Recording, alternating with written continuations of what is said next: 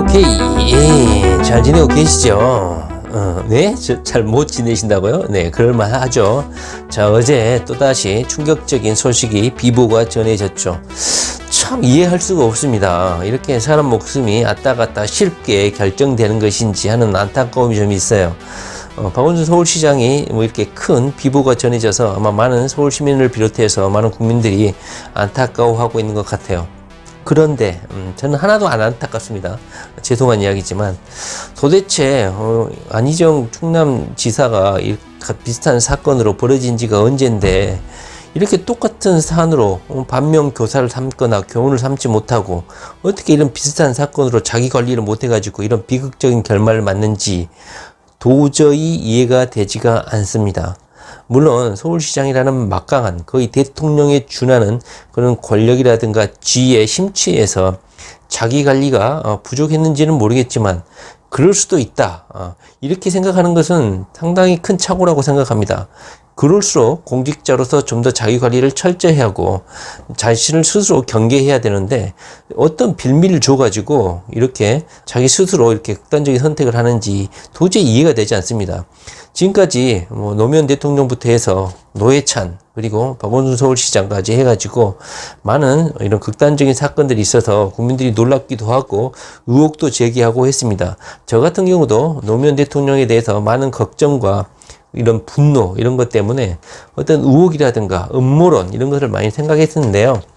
지금 한 10년 정도 지나고 나니까 물론 그때 당시에 저도 정치에 잘 관심은 없었지만 관련 카페에서 그렇고 쓸데없이 시간 낭비해가지고 노무현 관련 사건도 엄청나게 공부를 하고 해서 누구보다도 관련 사건에 대해서 잘 안다고 생각을 합니다. 그러나 지금 생각하면 최상철 교수님도 마찬가지고 노회찬 관련해서 의혹 제기를 많이 했었죠.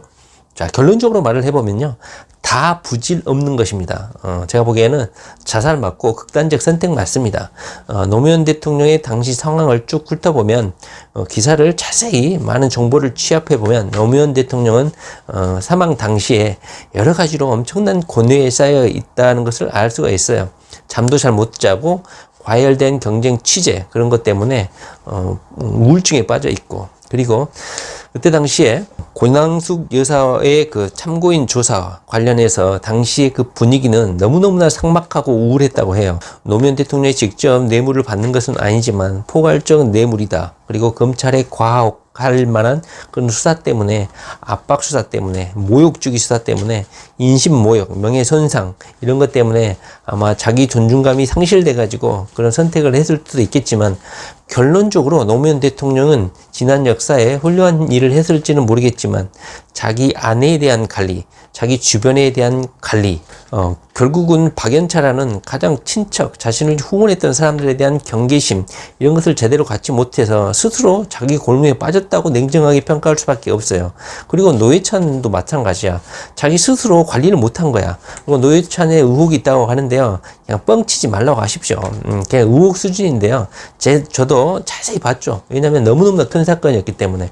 그런데 노회찬 의원이 회의 참석 전에 그 당직자들에게 보낸 문자라든가 장문의 그 회의 자료 내용 이런 것들을 보면요 이미 자신이 그런 선택을 할 것이라는 전조 증상이라든가 예고를 했다는 것이죠. 당일 회의가 있었잖아요. 회의가 있었는데 회의 참석하지 못하는 대신에 그 회의 참석에서 할 발언 내용을 노회찬 의원이 당직자들에게 보낸 문자가 있었어요. 그러다 보니까 당일에 노회찬 의원의 행동 자체가 그런 선택을 할 수밖에 없는 분위기였다. 그리고 그런 20층인가요? 거기서 뛰어내릴 때 9m, 10m를 날아갔다. 자, 그런 것은 다 오보였어요, 오보. 자세히 그때 당시 당일 라이브 방송을 보게 되면 그때 당시 뛰어내린 그 장소와 위치가 아파트에서 거의 한 3, 4m 밖에 되지 않습니다. 동영상으로 확인해 보면. 그러다 보니까 이런 오보에 기반해서 그리고 억측 이런 거에 기반해서 노회찬 의원의 죽음에 대해서 의혹을 갖고 계속해서 음모론을 주장하는 것이다. 그런데 유일하게도 이번에 박원순 서울시장 같은 경우는 친필 유언서가 발견됐기 때문에 뭐 딱히 음모론이나 이런 것을 제기할 이유는 없다 이렇게 생각을 합니다. 제 개인적으로 약간 우려스러운 것은 뭐 음모론 하면 사람들이 관심을 갖고 재미있어 하죠. 그러나 지난 사람들의 죽음 뒤에는 그럴 만한 합당한 이유가 있었다. 특히 박원순 서울시장 같은 경우는 아마 지속적으로 아마 그 비서와 관련해서 물론 전 비서였죠. 관련해서 지속적으로 아마 대화가 오가고 이것을 합의점을 찾기 위해서 노력을 한 것 같아요. 텔레그램을 통해서. 그러나 합의점을 찾지 못하고 결국은 제가 보기에는 뭐 돈 문제였겠죠. 돈으로 무마를 해달라 뭐 이런 분위기였는데 아마 합의점을 찾지 못했을 것 같아요. 그러다가 폭로를 하겠다니까 이렇게 자필 유언서를 남기고 선택을 한 것 같아요. 자필 유언서가 유족에 의해서 공개적으로 이렇게 공개가 됐기 때문에 뭐 음모론이니 이런 건 큰 의미가 없다. 다만 제가 약간 우려스러운 것은 부엉이 모임에서 문건이 있었죠. 안희바뀜, 안희정, 그 다음에 이재명, 그 다음에 박원순, 그 다음에 김부겸 이렇게 숙청 작업이 2017년, 18년부터 진행이 되는데 그것이 애언처럼 되고 있다는 그런 불길한 예감 때문이에요. 그리고 한국경제에서 속보로 보도했을 때 박원순 서울시장이 이런 선택을 하기 전에 이낙연 전 국무총리를 독대를 했다. 그리고 식사 약속을 국무총리하고 식사 약속을 했는데 전화를 해가지고 오늘은 너무 힘들다 이렇게 입장을 표명하고 식사 약속을 취소를 했다는 것이죠. 그러니까 물론 내밀한 이런 내용을 이야기는 하지 않았겠지만 어떤 퇴로가 없는 더 이상 돌아갈 수 없는 해결할 수 없는 이런 궁지에 몰리게 되니까 이런 선택을 하지 않았나 하는 생각이 듭니다. 자 그렇다면 우리 이재명 도지사 안희바뀜에서 최후로 남은 인물 이재명, 물론 김부겸 의원은 이미 국회의원에서 떨어졌고 더 이상 권리를 갖지 못하고 어떤 실권을 갖지 못하기 때문에 그냥 날개가 꺾인 의원이기 때문에 이미 숙청이 되었다고 봐도 무방합니다. 물론 이번에 당대표 민주당 당대표의 김부겸 의원이 출마를 한다고는 하지만 이낙연 전 국무총리가 출마를 하고 친문 세력의 강력한 지지를 얻고 있는데 김부겸 의원이 당대표로 출마한다고 해서 당선이 될까요? 제가 보기에는 오히려 배척당하고 친문 세력들의 강력한 비난에 봉착하리라고 생각합니다. 물론 불소식이라든가 철저히 이용만 당하고 폐기 처분 당할 가능성이 상당히 크다. 저는 그렇게 생각합니다. 안희바뀜 제거설은 2017년도부터 시간차를 두고 어떤 사유를 달리하고 다양한 변수에 의해서든 어떤 이유에서든 차근차근 그 계획이 이루어지고 있는 어떤 음모론은 아니지만 우연일 수도 있겠지만 이런 충격적인 사건 사고를 통해서 현실화되고 있다는 것은 상당히 섬뜩한 것이다. 저는 그렇게 생각합니다. 지금 현재 권리를 행사하고 있고 행정권을 행사하고 있고 어느 정도 정치적 입지를 가지고 있는 사람은 이재명 뿐입니다. 김부겸은 낙선을 했기 때문에 더 이상 정치적인 힘이 전혀 없어요. 그나마 이번 당대표에서 어떤 모종의 역할을 할 수가 있겠지만 그냥 경상도 지역의 표심을 가져오는 정도의 관심을 끌어오는 불쏘시개 역할만 하고 그냥 숙청되고 폐기 처분될 가능성이 상당히 크다. 그러면 안희바뀜에서 다 제거됐죠. 그러면 이재명만 남게 되는데 그때 부엉이 문건에 나와 있었던 내용이 뭐였습니까? 이재명의 아킬레스건을 찾아가지고 제거를 미리 해놔야 된다. 어차피 문재인 대통령의 가장 큰 위험 요소가 될 것이기 때문에 이재명을 제거를 해야 된다. 이것이 부엉이 문건에 담겨 있었고 실질적으로 이것이 언론에 보도되기까지 했습니다. 그렇다면 이재명의 아킬레스건이 뭐였습니까? 형님과 관련된 문제였죠. 그것이 현재 대법원까지 계류되어 있는 이재명의 법원 사법투쟁입니다. 그렇다면 현재 다 제거됐기 때문에 이재명을 손에 칼에 피를 묻히지 않고 제거하는 방법이 뭐가 있습니까? 바로 대법원 판결을 통해서 그냥 날려버리는 것이죠. 사람을 이렇게 극단적 선택을 하는 방법 외에 대법원 판결을 통해서 정치적으로 5년, 10년 동안 정치적인 생명을 끊어버리는 것. 이것도 숙청이라면 숙청이라고 할 수가 있죠. 그나마 위안이 되는 것은 현재 이재명 도지사가 근무 장소를 자택에서 공간으로 업무 장소를 좀 옮겼고 그나마 이런 외부 세력으로부터의 테러라든가 위협 이런 것으로부터 어느 정도 안전이 좀 보장되기는 하지만 그것도 약간 좀 우려스럽기도 하고 두 번째로는 이재명이 현재 국민들의 막강한 지지율 20%를 어제 조사에서는 나타났었죠.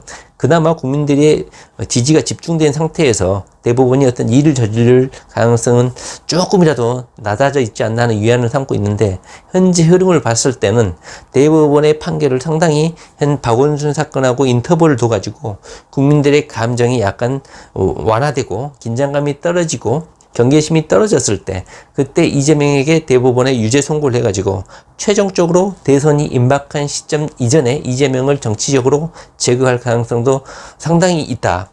현재 박원순 서울시장이 이낙연을 독대하고 그 이후로 미투 사건 신고가 접수가 됐다고 하는데, 물론 이것을 음모론으로 연결하는 것은 약간 어폐가 있는 것이죠. 그러나 박원순 시장의 최종적인 만난 인물이 이낙연이다. 이건 상당히 어떤 도덕성이라든가 어떤 책임감을 묻는 자리, 또는 어쩔 수 없었다, 그걸 피할 수 없다, 이런 정치적인 한계점이 도달했기 때문에 이런 박원순 서울시장이 퇴로가 막혔다, 정치적인 사망을 선고받았다, 이런 생각을 해서 이런 선택을 했는지는 모르겠습니다. 참 그래요. 이렇게 착한 사람들이 의외로 일단 이런 경계, 제가 보기에는 그 보도된 내용을 보면 어떤 신체적인 접촉이라든가 문자가 오고 간 것이지, 어떤 폭력을 행사한다든가 물리적인 이런 위력을 행사해서 어떤 성추행, 성강간을 하는 게 아니라는 것이죠. 제가 보기에는 차를 대접하거나 커피를 대접하거나 이런 비서 업무를 수행하면서 단순한 접촉일 수도 있겠죠. 그러나 요즘에 뭐 신세대 비서진들, 여자분들이 성인지 감수성이라는 이런 방패막을 통해 가지고 너무 민감하게 반응할 수도 있어요. 그런데 박원순 서울시장이 미투 사건을 소송도 담당했고 어떤 바른 이미지를 유지하고 있었기 때문에 이것이 불거진 것 자체가 불명예스럽고 자신의 이런 지난 업적을 불명예로 뒤덮는다, 이런 아마 좌절감 때문에 이런 선택을 하지 않았나 하는 생각이 들어요. 어찌 보면 별것도 아닌데 너무 도덕적인 순결주의에 빠져가지고 너무 민감하게 반응하지 않나 하는 안타까움도 있습니다. 좀 약간 좀 배째고 그냥 적극적으로 나서도 되는데 이런 비난을 아마 감수하기 힘들어서 이런 선택을 하지 않았나 하는 아쉬움이 좀 있습니다. 이재명 도지사는 약간은 이런 면에 있어서는 자유로운 측면이 있고, 이런 비난이 있기 전에 스스로를 철저히 경계하기 때문에 이재명 도지사도 이런 실수를 반면교사 삼아가지고 이런 일이 이재명 도지사에게도 있어서는 안 될 거라고 생각합니다. 이재명 도지사가 이런 걸 잘 하고 워낙 이런 사건들을 많이 접해봐가지고 정치적 이런 사건 사고를 아마 이재명 도지사는 철저히 연구하고 자기 경계를 삼지 않을까 하는 생각이 듭니다. 안희박김 현재 모두 4명은 다 사라지고 현재 그 숙청 대상이 돼버렸습니다. 이제는 이재명 도지사 혼자 남았다 이 말이죠. 부엉이 문건의 아킬레스 건이 현재 대법원까지 계류되어 있습니다. 법원에 방망이 3번이면 이재명 도지사도 숙청되고 제거될 수 있다. 결국은 안희박김 제거설은 결국 현실화될 것인가. 좀 상당히 박원순이라는 이 사람의 이런 사건이, 영화 같은 이런 사건이 실체적으로 벌어지니까 이것이 현실화가 되지 않으리라는 보장도 제가 장담하기 어렵다고 좀 생각이 듭니다. 국민들의 관심이 좀 줄어들거나 경계심이 풀어질 때쯤, 지금으로부터 한 수개월 후 박원순의 이런 충격이 사라진 후에 이재명에 대한 재판이 나올 수도 있다는 것이죠. 자, 지지자들이나 국민들이 이재명에 대한 관심과 지지, 경계, 보호, 이런 마음이 끊어지면 안 되지 않겠나 하는 생각이 듭니다. 참 무서운 세상이죠.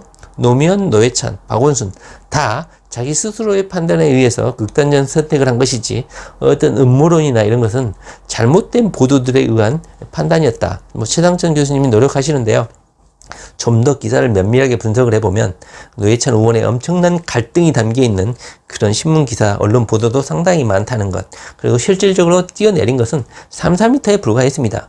언론에 보도된 사진들은 대각선 방향에서 찍은 그런 사진이었고 그런 것을 보고 판단하지 않나 하는 오판의 측면도 상당히 있었고, 노무현 대통령의 경우도 많은 자료들을 직접 공부를 해보면, 직접 알아보면 노무현 대통령도 상당한 갈등이 있었다. 노무현 대통령도 검찰 수사 관련해서 상당히 심리적 갈등, 언론의 과잉 관심, 그리고 자기의 지난 과거의 삶에 대한 부정, 이런 것 때문에 심리적인 번민, 고민이 엄청나게 많았다는 기사들도 많았다는 것이죠. 결국은 자신이 지난 삶을 이런 것 때문에 부정당하고 그 다음에 같이 폄하당한다는 것은 상당히 아쉽습니다. 그러나 냉정할 수밖에 없습니다. 박원순 서울시장이 뭐 어떤 대단한 지난 행정가로서의 역할, 정치 역경, 인권 변호사 이런 거요 다 그냥 폄하되고 부정당하게 생겼습니다. 뭐 물론 추모 분위기로 다시 띄울 수 있을지는 모르겠지만요, 그냥요 실패한 인생이라고 보면 됩니다. 노무현 실패한 인생 맞습니다. 자, 이재명 도지사는 이것을 반면교사 삼아가지고 절대로 이런 실수를 보면서는 안 될 것 같습니다. 그리고 안희박김 실제로 실현될지 경계심을 놓치지 않고 이재명을 보호하고 이것이 현실화되지 않도록 막을 수 있는 것은 지지자들과 국민들의 힘만이 대부분의 오판을 막을 수 있지 않나는 생각이 듭니다. 저는 안타까워하고 싶지 않아요.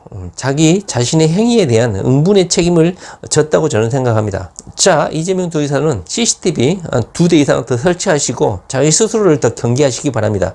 그리고 커피나 차 이재명 도지사가 직접 타시기 바랍니다. 시키지 마세요.